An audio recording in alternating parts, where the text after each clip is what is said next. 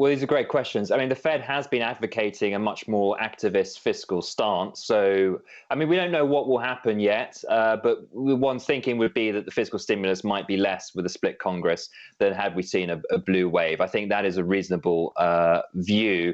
The vaccine is perhaps the more important issue, but again, it's still very early days, and we don't know exactly what shape a vaccination program will take or over which time frame.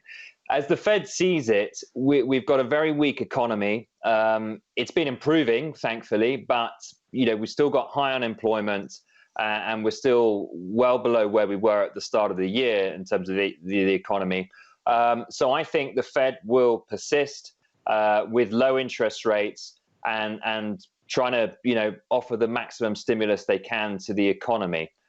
So I don't think that changes, and that backdrop for markets, I think, remains in place, which means that if you do get a major sell-off in the Treasury market, then that may, given the steepness of the curve, particularly at the long end, that may throw up opportunities. And what is the Fed continuing to be accommodative mean for the US dollar and also for other safe haven assets? I've been watching gold very closely the last couple of days, and yesterday we saw a bit of a sell-off in that space, but again, gold is recovering this morning. Do you think that more and more investors are going to flock to gold for the potential on a weaker dollar and potential inflationary environment next year? I think there's quite a lot of people who have already made that trade. So obviously gold has gone up a lot over the course of the year. I would have thought that the best opportunity would be in emerging market currencies.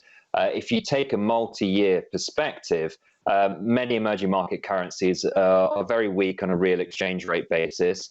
Yes, a lot of the countries have got their issues, whether it's poor economic growth or large budget deficits. There are issues with a number of countries, but I think those issues are well understood. And, the term emerging markets today generates a sort of a feeling of unease. They feel risky. That's in huge contrast to where we were, let's say, pre the Lehman crisis or in 2011, when if you mention emerging markets, people viewed them as a really exciting opportunity. The experience of recent years has been depreciating exchange rates, problematic political environments. People don't really like emerging markets. They don't want to touch them.